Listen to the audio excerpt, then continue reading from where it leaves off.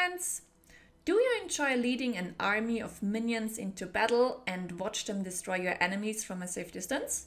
Well, the Stone Golems Elementalist might be exactly what you're looking for. So why play? Stone Golems are tanky and can use the very powerful Impale mechanic.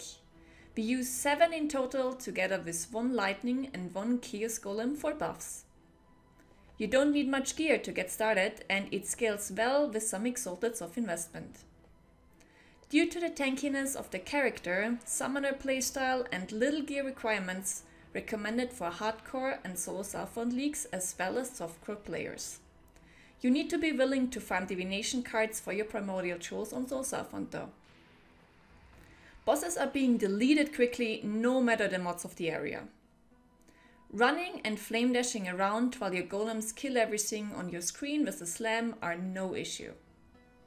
While Reflect and no leech or no regeneration are often problematic with other characters, you can run every map mod with this minion build. This saves a lot of time and currency.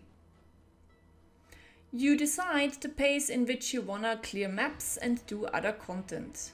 You can lean back and watch your golems do the work, or if you wanna be more active, you can use your skills often and curse everything while keeping all your buffs up constantly.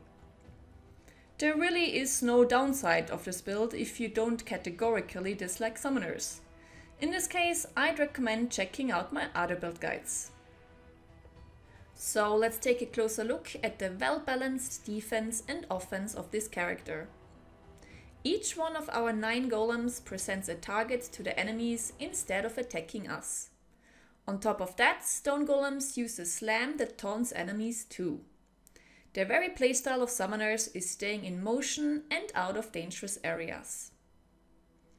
Any damaging elemental ailments such as Ignite or non-damaging elemental ailments such as Chill don't bother us anymore, as we have 100% elemental ailment avoidance thanks to our Elementalist Ascendancy. We regenerate more than 20% of our life per second and can heal us even more with consecrated ground under our feet. Chaos damage is the nemesis of many characters, but we embrace it with this one. The main reason to have so much chaos resistance is the use of Divine Flesh. We grab this keystone with socketing the right timeless jewel into our tree. Thanks to it, 50% of elemental damage taken is taken as chaos damage instead. While Molten Shell, together with a granite flask of iron skin, gives us a good amount of damage reduction in tricky situations. The Flesh and Stone aura maims all nearby enemies while in blood stance.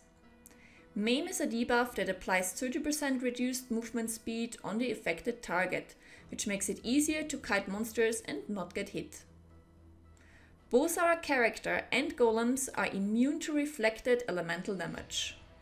Thanks to a craft, all of us also take 100% reduced reflected physical damage, which can only be countered by shock on our golems.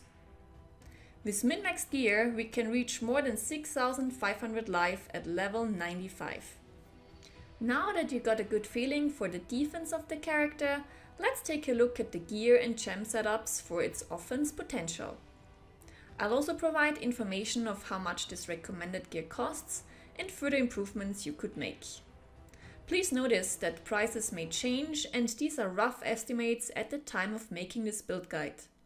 For your orientation, look at this graph where cheap items cost a maximum of 20 Chaos Orbs and very expensive items cost more than 3 Exalted Orbs. Please check out the Path of Building link in the description under this video. I played this character and made this guide during Harvest League, so don't worry about some of the implicits you find on the items.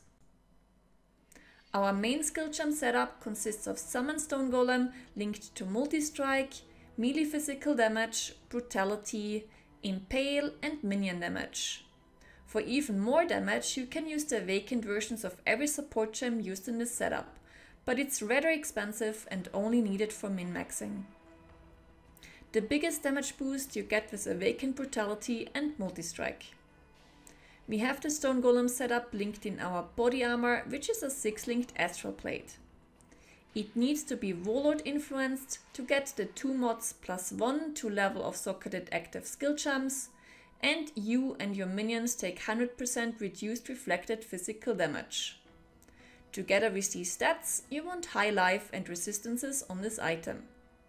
A friendly reminder again that shocked golems will still kill themselves in physical reflect maps. We socket the aura Pride, Convocation and Flesh and Stone together with Maim in our gloves. The Maim support gem increases the damage effectiveness of the blood stance, and all auras boost our damage significantly. Convocation is used to recall all minions at our position and give them a little life regeneration effect. Very good to concentrate all forces on a certain enemy and save them from a high damage situation. On our gloves we want high life, minions deal up to 30% increased damage from the Redeemer influence, and resistances.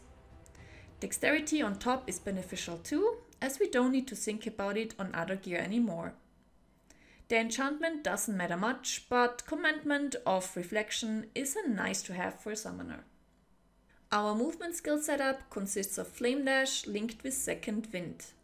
We also linked Red Banner to reach a total of 100% chance to impale and increased impale effect, which heavily boosts our damage. The last link in the setup goes to Desecrate for corpse generation. Use Desecrate only when there are no other corpses around to buff your minions with Flesh Offering. The boots have high life, resistances and movement speed and are the only non-influenced or unique item of this build. We are not dependent on any boots enchantments, but the increased movement speed is convenient. The item level 86 Elder Bone Helmet base alone is already expensive. Getting real nice crafts and the Stone Golem enchantment on top of it makes it the most expensive item of this build. In our helmet we have linked the Lightning and Chaos Golems together with Minion Life and Feeding Frenzy, which acts as a global buff to your minions. Stone Golems deal 40% increased damage is a very nice helmet enchantment, but don't bother getting it if it's too expensive. We are looking for high life, resistances, +3 to level of socketed minion gems, and the Elder mod, minions deal 18% increased damage that comes together with socketed gems are supported by level 16 minion damage. If you wanna get the perfect helmet, you would also want the Elder suffix. Nearby enemies take 9% increased physical damage on it. We have linked Purifying Flame together with Curse on Hit and Vulnerability in our main hand weapon. Not only does using Purifying Flame on enemies curse them with vulnerability, but it also has the secondary effect of creating consecrated ground under them. Both our character and golems regenerate an additional 6% of the maximum life per second standing on it, while also increasing the chance to critically hit enemies on it. We dual wield the Cold Iron Point dagger as it is a cheap unique with huge damage potential. In our offhand dagger we link Molten Shell and Flesh Offering with increased duration. We wanna benefit from the speed bonus of Flesh Offering for our minions at all times, and therefore we keep exploding corpses around us or after creating them ourselves with Desecrate first. While Molten Shell can be very useful in dangerous situations like a bunch of porcupines or boss mechanics, just press it after you activated your Granite Flask first. For rings you want at least item level 80 Redeemer bases, as this influence gives us the prefix mod, minions deal up to 25% increased damage. If you manage to get high resistances on other gear, you can go for the Vermilion ring base with 8% increased maximum life after 20% quality from fertile catalysts. Together with the minion damage we want high life, 1 or 2 resistances and an open suffix for the minion movement speed benchcraft. Only go for cast speed on the rings if you are sure the resistances on your other gear allow you to do so. The Primordial Chain Coral Amulet is a Delve League specific unique which can be found in the mines or with divination cards and special League specific encounters in the game. The amulet is one of the ways that grants us additional golems, makes them smaller and heavily buffs their movement speed. The downsides are that the golems deal less damage and have less life, and we are also restricted to have no other minions but golems, which doesn't bother us all that much. For anointment, we go with Ravenous Horde, which buffs the minion damage and speed and gives them a 10% chance to gain onslaught on kill for even more speed. It costs only 1 Verdant and 2 opalescent oils. Our belt is a Stygian Vice with high life and resistances. The Elder Influence can get us percentage increased maximum life on top. Don't forget to use Versatile Catalysts on this belt as it heavily increases the 2 life modifiers. The Ghastly Eye Jewel in our belt has life, minions deal up to 20% increased damage if you've used a minion skill recently, and minions deal additional physical damage on it. You could also get other minion modifiers, resistances or attributes if you need to. Divine Flesh can only be acquired by socketing a Glorious Vanity Timeless Jewel with the name of Xibaka into the skill tree close to the Mind Over Matter keystone. It transforms the keystone and corrupts every other node and notable in range. Passive building won't show that to you, but we get to 81 chaos resistance this way. Our 3 large cluster jewels have the minions deal 10% increased damage enchantment to be able to roll minion related notables. You can spend a little fortune for the perfect notable combinations here, but it's really not needed. The only thing you should make sure is having the notable Rotten Claws on 2 of your jewels, as it's important to gain 100% Impale chance on your Stone Golems. For min-maxing our points, the large cluster jewels should only have 8 passive skills added. Now, what would a golem build be without primordial jewels? We heavily stack Primordial Harmony and Primordial Eminence, in total 8 jewel sockets on the tree and in our cluster jewels. They are generally cheap and easy to get. Primordial Might is used to make all golems aggressive and boost their life. The Anima Stone increases our golem number by 2 and is the most expensive primordial jewel because it can only be obtained by selling one of all the other 3 primordial jewels to a vendor or divination cards. It's recommended to get the Corrupted Blood Cannot Be Inflicted on You as a corruption implicit on one of your jewels. This brings us to the last pieces of gear, which are the flasks. No need to care about elemental ailments opens up suffix slots on them. Therefore, we use a Granite Flask of Iron Skin, which substantially increases the armor of our character. Try to press it before Val Molten Shell for maximum effect. Even though we jump around with Flame Dash, it's still nice to have a Quicksilver Flask of Adrenaline for extra movement speed boost. The Quartz Flask helps us running through enemies when our golems are fighting something else. To be able to run no regeneration maps and spam our spells, we use a Mana Flask with this setup. The Enduring prefix on it enables us running around with it constantly active, just like other utility flasks, because the flask effect is not removed on full mana. It's recommended running these 2 flasks with Curse and Bleeding removal. Our last flask is a Bubbling or Seizing Divine Flask of Staunching, a true lifesaver in some situations. The basic playstyle is to summon all of your golems and turn on your 3 auras in your hideout or a safe spot. Then you start running or flame dashing through the area, piano your flasks, and keep your flesh offering buff up. Your golems will just kill everything around you. For more focus damage, you can get close to a certain target and use Convocation to recall all of your minions at this spot.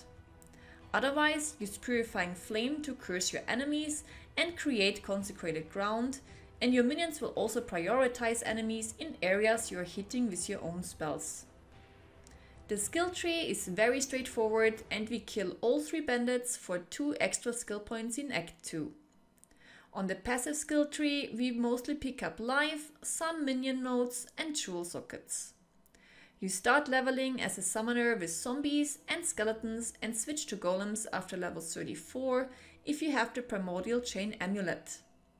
Otherwise, you wait with the switch until level 41 when you can dual wield Clay Shapers. You pick up some more minion nodes on the tree until you can socket cluster jewels. Just stick around the Witch and Templar area until you are in higher tier maps. For more tips on leveling and early character progression, please check out my build diary I made before this guide. The Ascendancy choices make Elementalist an excellent pick for Golem summoners. We start with Leech of the Primordial and then we pick Elemancer to increase the number of Golems, their damage and buffs. In Merciless Lab we go for Paragon of the Calamity and finish our Ascendancy tree with Pendulum of Destruction in Uberlab. Pantheons are situational, but Soul of Rislasa for the minor god and Soul of Lunaris and Solaris for the major god are recommended for this character. That's the end of the build guide. I can highly recommend this character as it's fun to play, small and speedy golems destroying everything is nice to watch, and it doesn't take all that much investment to make it into high tier maps. So give it a try and tell me how you like it. If you enjoyed this build guide, please click that subscribe button, there's plenty more YouTube videos in the works. I'd also be happy to say hi to you on my Twitch stream. I'm usually live on Twitch Wednesdays to Sundays with optional YouTube days. I'm Asu and I hope to see you there or on my next video here. Bye!